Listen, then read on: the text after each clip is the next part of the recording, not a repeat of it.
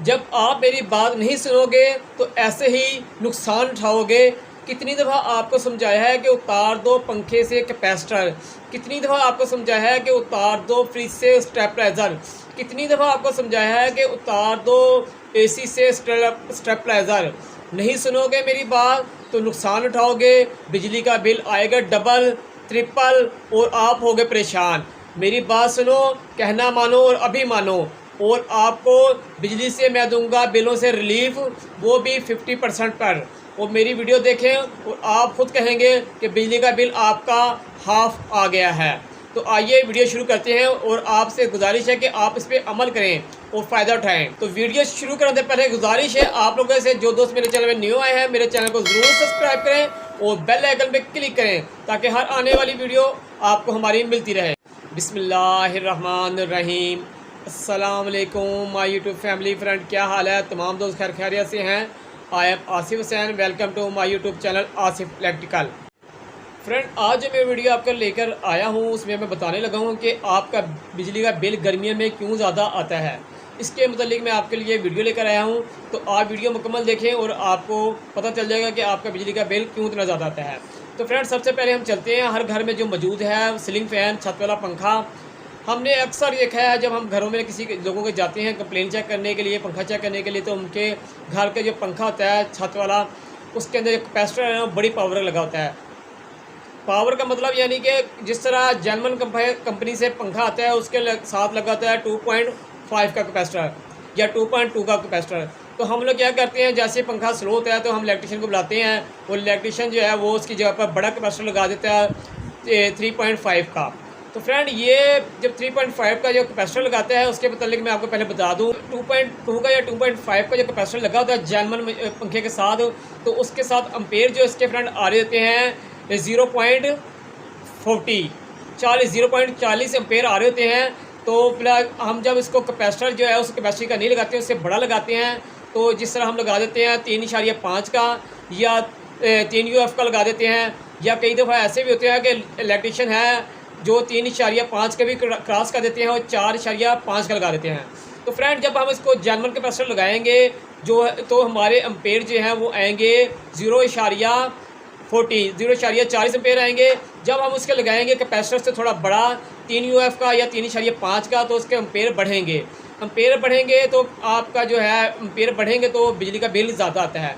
जब हम उसे कैपेसिटर लगाते हैं 3 UF का या 3.5 का, तो फ्रेंड उसके एम्पेयर में फ़र्क पड़ता है। तो एम्पेयर कितने चले जाते हैं जब उसके कैपेसिटर बड़ा लगाते हैं, तो एम्पेयर चले जाते हैं 0.70 पे। ठीक है, जब हम 70 से इसके पहुंच जाते हैं एम्पेयर, तो फिर यकीनन जब एम्पेयर बढ़ेंगे तो जो हमारे ये बिजली ज़्यादा इस्तेमाल होगी और बिजली का बिल बढ़ेगा। और इसके एक और नुकसान भी है कि जब आप इसे बड़ा कैपेसिटर लगाते हैं तो हमारे पंखे की जो लाइफ है वो कम हो जाती है। कंपनी ने सोच समझ के इंजीनियर जो होते हैं कंपनी में, उनका फैसला होता है कि इस पंखे के साथ 2.5 का या 2.2 का कैपेसिटर लगाएं। हम ज़्यादती उसके साथ करते हैं, हम कैपेसिटर लगाते थे बड़ा। जब बड़ा कैपेसिटर लगाते हैं तो इससे एम्पेयर बढ़ते हैं। कई दफ़ा तो ऐसे देखा गया है कि पंखे के साथ जो है वो 4.5 का कैपेसिटर जो है वो निकला है। तो उसके एम्पेयर जब 4.5 का कैपेसिटर आप लगाएंगे तो उसके एम्पेयर चले जाएंगे 0.19।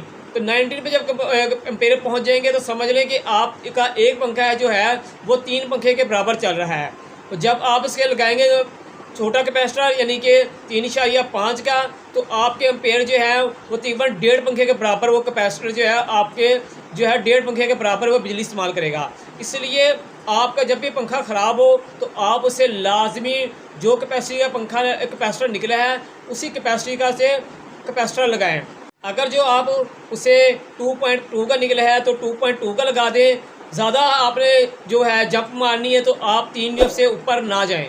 अगर जो आप 3 UF से ऊपर जाते हैं, 3.5 का लगाते हैं, तो इसके साथ ज़्यादती है, पंखे के साथ भी ज़्यादती है और आपने अपने बिल का भी नुकसान किया है। इसलिए कि आप बड़ी कैपेसिटी का कैपेसिटर लगा देते हैं, ये चेक नहीं करते हैं कि उसी कैपेसिटी का कैपेसिटर पहले लगाएं, स्पीड अगर ठीक होगी तो बिल्कुल ठीक है पंखा। हम क्या करते हैं कि फटाफट ही बड़ा कैपेसिटर लगा देते हैं, ये गलत है। जब बड़ा कैपेसिटर लगाएंगे तो यकीनन बिल भी आपका ज़्यादा आएगा, क्योंकि एम्पेयर ज़्यादा बढ़ेंगे। तो फ्रेंड कमेंट्स भी कर दे करें, कमेंट्स करने से आपके पैसे नहीं कटते, सगों हमें पता चलता है कि आपको हमारी वीडियो कैसी लगी, और अपनी राय लाजमी दे करें कमेंट्स बॉक्स में। तो फ्रेंड चलते हैं अगले पॉइंट की तरफ। फ्रिज के साथ हमने जो स्टेबलाइजर लगाया होता है, वो अक्सर आपने देखा होगा कि सर्दियों में जो है फ्रिज जो है वो उसके हमें स्टेबलाइजर की ज़रूरत नहीं पड़ती है, क्योंकि वोल्टेज जो है हमारे हर घर में पूरे आ रहते हैं। और कई ऐसे इलाके हैं जहाँ गर्मियों में भी वोल्टेज पूरे आते हैं, कम नहीं आते हैं। फ्रेंड तो आप जो है गर्मियों में जो जिसके घर में पूरे वोल्टेज आ रहे हैं वो स्टेबलाइजर उतार दें फ्रिजों से। वैसे भी आजकल जो फ्रिजें आ रही हैं न्यू, वो आ रही इन्वर्टर फ्रिजें आ रही हैं, वो कम वोल्टेज पे भी चल जाती है।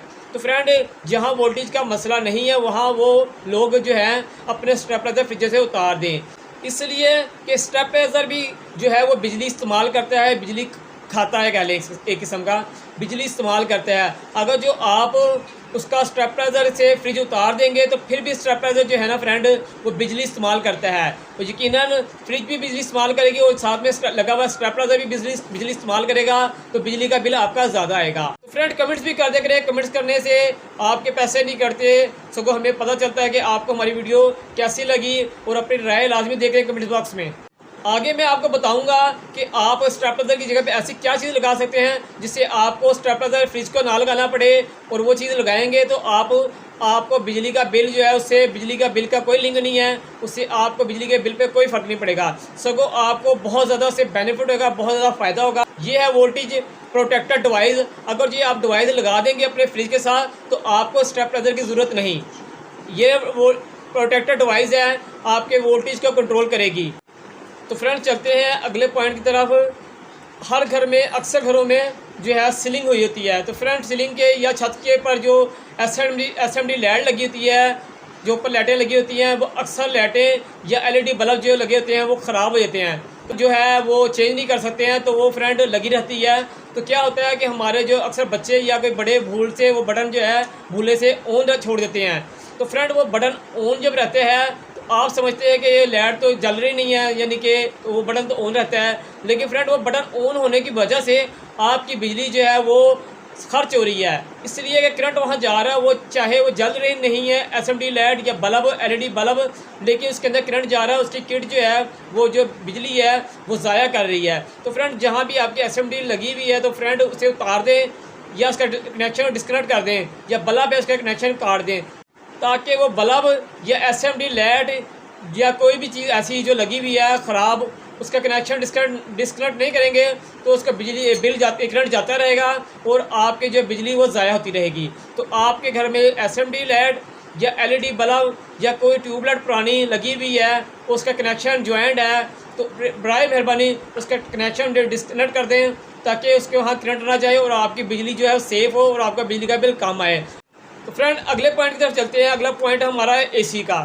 तो अब जो है तकरीबन 60% लोगों के घर में एसी लग गया है फ्रेंड। तो जिसके घर में एसी लग रहा है या लग गया है तो फ्रेंड वो उनके यहाँ वोल्टेज का अगर जो मसला नहीं है, वोल्टेज कम नहीं आ रहे हैं, 150 या 170 से नीचे वोल्टेज आ रहे हैं, तो वो स्टेबलाइजर लगा लें। जिनके वहाँ वोल्टेज जो है वो पूरे आ रहे हैं या उनके वोल्टेज 180 से ऊपर आ रहे हैं तो बराए मेहरबानी वो स्टेबलाइजर उतार दें, इसलिए कि आजकल जो इन्वर्टर एसी आ रहे हैं वो कम वोल्टेज पे भी चलते हैं। आप कंपनी के जहाँ से एसी लेते हैं उनसे आप पूछ सकते हैं, मेरी बात पे अमल ना करने चाहे, लेकिन जब आप एसी लेने जाते हैं तो उनसे पूछें कि कितने वोल्टेज पे चल सकता है। ठीक है फ्रेंड, वो जो आजकल एसी इन्वर्टर आ रहे हैं वो कम से कम वोल्टेज पे भी चल जाते हैं, यानी कि 190 या 180 से चल जाते हैं इसमें। तो फ्रेंड वो आप उसके साथ से स्टेबलाइजर उतार दें, क्योंकि आपका एसी भी एक तो बिजली इस्तेमाल कर रहा है, दूसरा आपका स्टेबलाइजर जो लगा हुआ है उसके अंदर भी ट्रांसफार्मर है बड़ा, तो यकीनन वो भी बिजली जो है आपकी ज़ाया कर रहा है। मैं तो उससे ज़ाया इसलिए करूँगा कि बेफजूल में लगाया जहाँ वो उतार दें, उससे भी आपकी बिजली की जो है बचत होगी। और उसके लिए भी मैं आपके लिए एक प्रोडक्ट लेके आया हूँ, जहाँ वोल्टेज पूरे आ रहे हैं फ्रेंड तो वो स्टेबलाइजर उतार दें। स्टेबलाइजर की जगह पे ये डिवाइस है वोल्टेज प्रोटेक्टर डिवाइस, ये डिवाइस लगा लें। इसका बिजली का बिल जो नहीं आता, ये बिजली नहीं इस्तेमाल करती है, बिजली ज़ाया नहीं करती है। ये ऐसी डिवाइस है जो आपके एसी पे भी लग सकती है, आपके घर की सप्लाई पे लगा लें, आप फ्रिज के साथ लगा लें, या आप खाली मेन सप्लाई पे भी लगा दें, अपने घर की डीपी पे लगा दें, डीपी बॉक्स पे लगा दें, तो पूरे घर को ये कंट्रोल करेगी। ये बहुत ही अच्छी वोल्टेज प्रोटेक्टर डिवाइस है। ये बिजली जो है ज़ाया नहीं करती, और ये जो काम करती है वो ऑन ऑफ स्विच का भी काम करती है, ब्रेकर का काम भी करती है, एम्पेयर मीटर का भी काम करती है, वोल्टेज मीटर का भी काम करती है। इसमें जो है तमाम फंक्शन मौजूद हैं। इससे लगाने से आपका बिजली का बिल ज़्यादा नहीं आएगा, क्योंकि बिजली ये इस्तेमाल नहीं करती, बिजली ये ज़ाया नहीं करती। ये प्रोटेक्टर डिवाइस ऐसी है, इसका आपको फ़ायदा होगा। इसमें अप और डाउन के वोल्टेज का सिस्टम है। आप इसे अप पे कर देंगे तो उससे ज़्यादा जब भी बिजली आएगी तो ऑफ़ कर देगी। डाउन पे वोल्टेज जो सेट कर देंगे तो जब उससे कम बिजली आएगी तो फिर भी ये प्रोटेक्टर डिवाइस से बिजली को ऑफ़ कर देगी।